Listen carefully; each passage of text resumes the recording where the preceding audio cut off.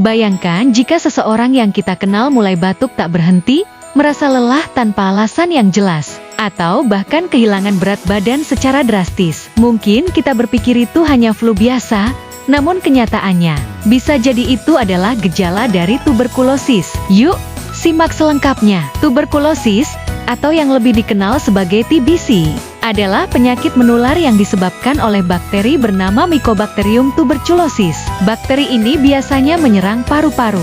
Namun TBC juga dapat menyebar dan menginfeksi bagian tubuh lainnya, seperti kelenjar getah bening, tulang, hingga otak. Tuberkulosis adalah penyakit yang menyebar melalui udara, terutama ketika seseorang dengan TBC aktif batuk, bersin, atau bahkan berbicara. Partikel kecil yang mengandung bakteri dapat melayang di udara dan terhirup oleh orang lain, sehingga menyebabkan infeksi. TBC memiliki gejala utama seperti batuk yang berlangsung lebih dari 2 minggu, yang kadang disertai darah, demam, berkeringat di malam hari, dan penurunan berat badan tanpa sebab yang jelas. Beberapa orang juga mungkin merasakan nyeri dada dan kelelahan yang luar biasa. Namun, ada juga jenis TBC yang tidak menunjukkan gejala sama sekali, yang disebut TB laten. Dalam kondisi ini, bakteri tetap berada di tubuh tetapi tidak aktif dan tidak menular. Tuberkulosis, atau TBC adalah penyakit yang dapat menyerang siapa saja, tanpa memandang usia, latar belakang, atau status kesehatan. Namun, mereka yang memiliki sistem kekebalan tubuh yang lemah lebih rentan terhadap penyakit ini. Misalnya, anak-anak yang sistem imunnya belum sepenuhnya matang, atau lansia yang daya tahan tubuhnya melemah seiring bertambahnya usia. Hal serupa juga terjadi pada individu dengan HIV/AIDS, di mana virus HIV melemahkan sistem kekebalan tubuh, membuat mereka lebih mudah terserang berbagai infeksi, termasuk TBC. Selain itu, tempat tinggal di area padat penduduk, seperti kota besar atau kawasan sesak, juga meningkatkan risiko terpapar bakteri TBC yang menyebar lewat udara. Mereka yang kekurangan gizi juga lebih mudah terinfeksi, karena tubuh mereka tidak cukup kuat untuk melawan penyakit. Kondisi ini semakin buruk bagi mereka yang sulit mengakses layanan kesehatan, karena pengobatan yang tertunda dapat memperburuk penyakit. Selain itu, beberapa kondisi seperti diabetes, merokok, dan konsumsi alkohol dapat memperburuk kerentanannya. Diabetes melemahkan daya tahan tubuh, merokok merusak paru-paru dan meningkatkan risiko infeksi, sementara alkohol dapat mengurangi kemampuan tubuh untuk melawan infeksi. Meskipun TBC merupakan penyakit menular, penyakit ini bisa disembuhkan dengan pengobatan anti-TB, OAT, yang harus diminum secara teratur selama 6 bulan. Proses pengobatan TBC terbagi menjadi 2 tahap, tahap intensif, dan tahap lanjutan. Tahap intensif dimulai sejak pengobatan pertama, hingga 2 bulan pertama, di mana pasien diwajibkan mengonsumsi obat setiap hari. Setelah itu, pada tahap lanjutan, yang berlangsung dari bulan kedua hingga bulan ke-6, dosis obat diberikan lebih jarang, yakni 3 kali seminggu.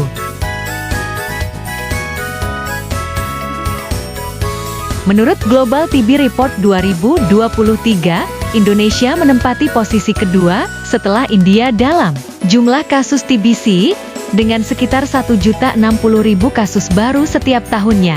Setiap tahun, TBC merenggut nyawa sekitar 134.000 orang di Indonesia, yang berarti hampir 17 orang meninggal setiap jam akibat penyakit ini. Angka-angka ini sangat memprihatinkan dan menunjukkan betapa pentingnya upaya bersama untuk memerangi TBS. Namun, upaya pemberantasan TBC kini menghadapi tantangan yang semakin berat. Dengan meningkatnya kasus tuberkulosis resistan obat, TBC RO, yang menjadi ancaman serius bagi kesehatan masyarakat. TBC resistan obat terjadi ketika bakteri penyebab TBC tidak lagi responsif terhadap obat-obat lini pertama yang biasanya digunakan untuk pengobatan TBC. Akibatnya, proses pengobatan menjadi lebih menantang, memerlukan waktu yang lebih lama, serta terapi yang lebih kompleks dan intensif.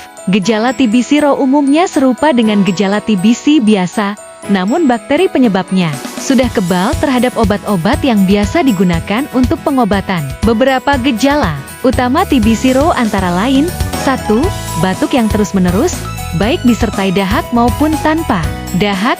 2. Sesak napas disertai rasa nyeri di dada. 3. Penurunan berat badan yang signifikan. 4. Demam yang berkepanjangan. 5. Berkurangnya nafsu makan. 6.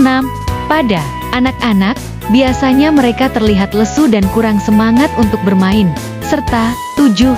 Berkeringat di malam hari, meskipun tanpa melakukan kegiatan. Individu yang berisiko tinggi untuk terpapar TBC resisten obat, TB0, umumnya adalah mereka yang pernah menjalani pengobatan TBC, namun pengobatannya tidak berhasil atau tidak diselesaikan dengan sempurna. Hal ini sering terjadi akibat penggunaan obat yang tidak tepat atau tidak sesuai dengan dosis yang dianjurkan. Selain itu, orang yang memiliki riwayat pengobatan TBC berulang atau yang tidak disiplin dalam mengikuti jadwal pengobatan juga cenderung lebih rentan mengembangkan TB0.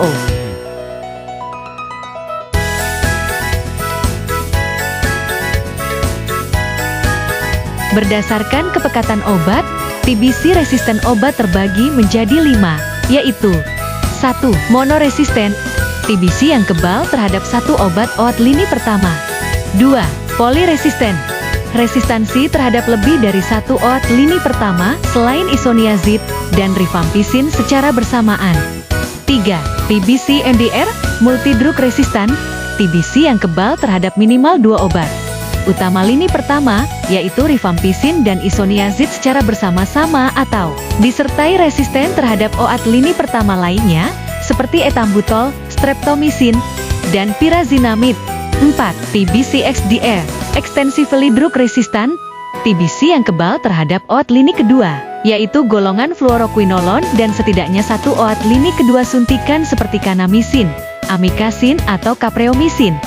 5. TBC RR, rifampicin resistan, TBC yang hanya kebal terhadap rifampicin. Berbeda dengan pengobatan TBC biasa, pasien TB0 membutuhkan pengobatan yang lebih lama dan kompleks, yang dapat berlangsung antara 9 hingga 20 bulan, tergantung pada seberapa parah kondisi dan tingkat resistensi bakteri. Selama pengobatan, pasien TB0 mungkin akan merasakan efek samping ringan seperti mual, muntah, diare, pusing atau sakit kepala, kesemutan, serta nyeri di area suntikan dan pada otot atau tulang. Namun, dalam beberapa kasus, pengobatan ini juga dapat menyebabkan efek samping yang lebih serius, seperti sesak napas, jantung berdebar, nyeri dada, perubahan warna kulit, lesu yang berkepanjangan, serta gangguan pendengaran. Hal yang sangat penting untuk diingat adalah, pasien TB0 harus disiplin menjalani pengobatan mereka, dan disinilah peran keluarga menjadi sangat krusial.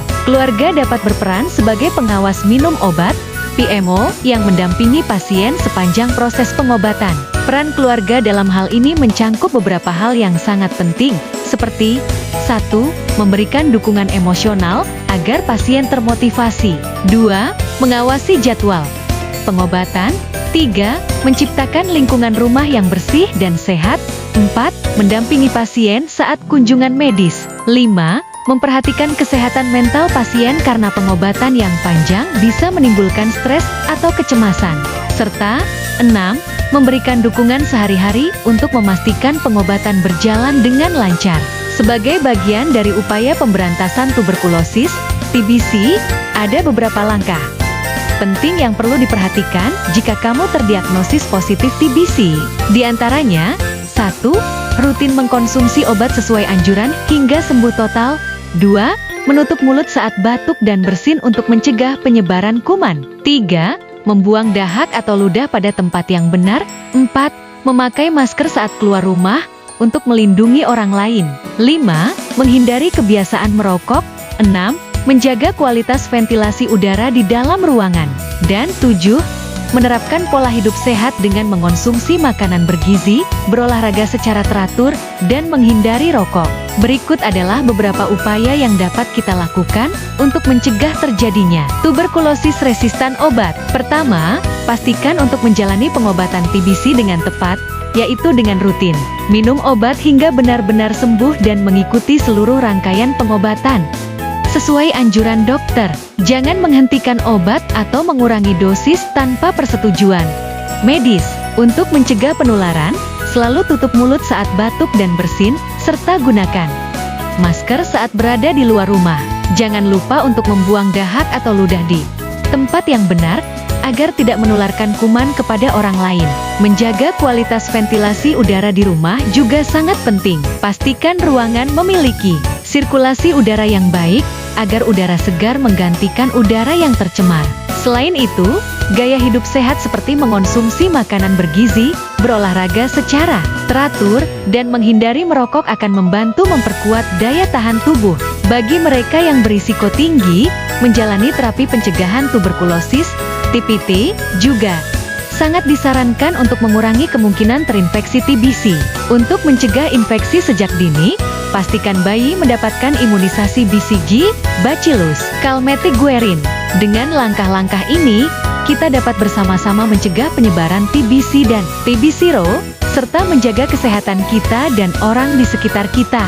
Semoga informasi ini bermanfaat bagi kita semua. Mari bersama-sama bergandengan tangan untuk melawan TBC dan mencegah penyebaran TB0 demi mewujudkan Indonesia yang sehat. Terima kasih telah menyaksikan.